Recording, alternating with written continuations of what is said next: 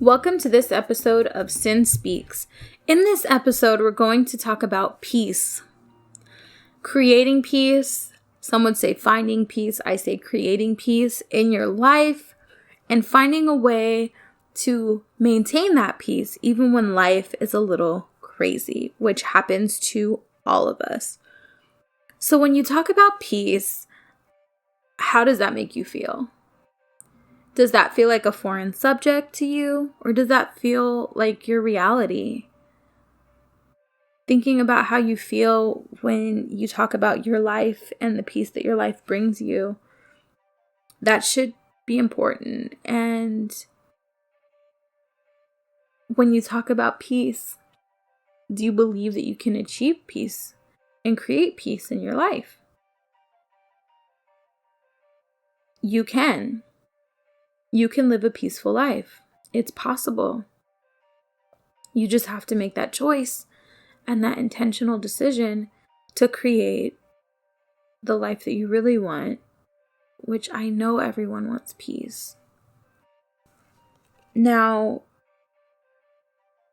when you think about peace in your current reality, think about maybe the polar opposite of that for just a second.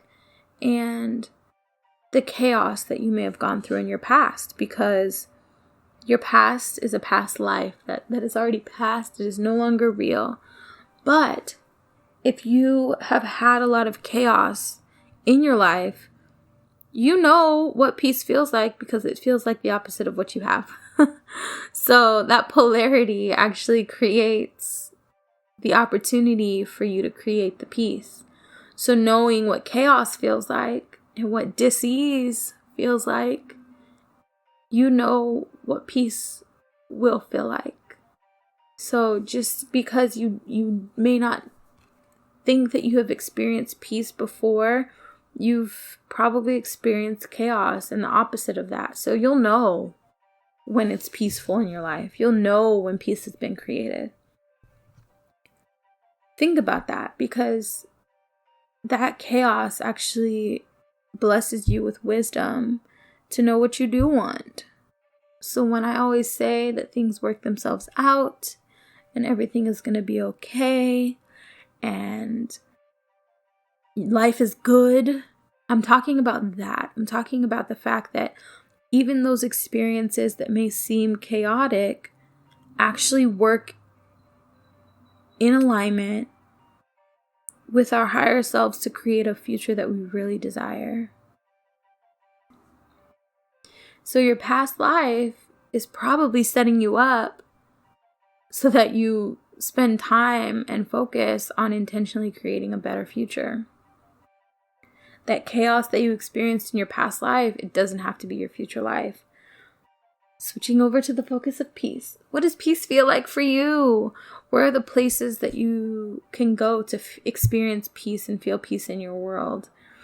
You can experience peace anywhere, but in the beginning of learning how to create it, you may need to isolate yourself from chaos, which could be noise, it could be people, it could be energy. You may need to separate yourself so that you can pretty much get back in alignment and find that balance within yourself to create that peace. Eventually, you will be able to create peace regardless of where you are physically located. You should be able to, after some time and some practice, find peace even in the middle of chaos. And that is really living, and that is really power, because you don't allow any situation or external person to shake your peace. That is what we all strive for, should be striving for with regards to peace. I have a joke about this, and it's because I'm a mom, and it's funny because there was a point in time where I had to remove myself from my kids because they would just get me so worked up. And now I can be sitting right next to them. There can be a TV, a tablet, a phone, all the things going, and I can still pretty much be okay in my own little space because I can block it out. So most of you moms know what I'm talking about, where you can just block things out.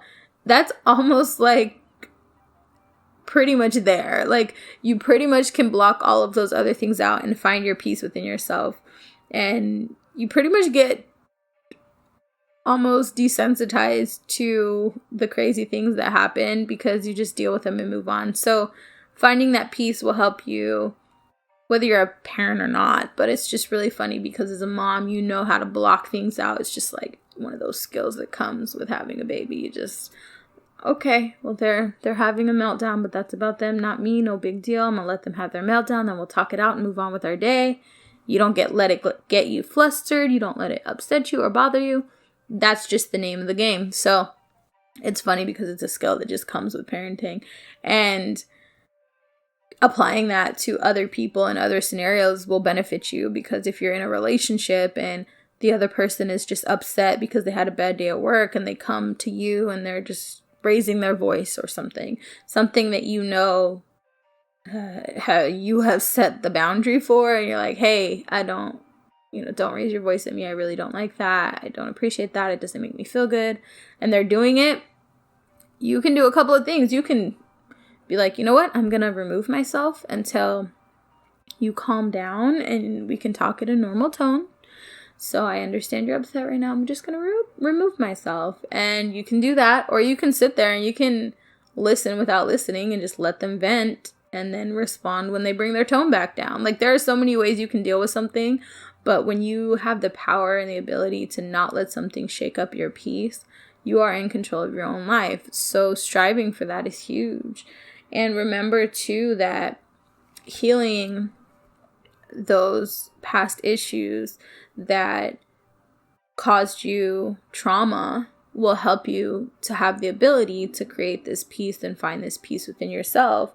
If you've made peace with those things that happened and no longer feel them so deeply, then when somebody raises their voice at you, you'll be able to identify and recognize that it's about them. It's not about you.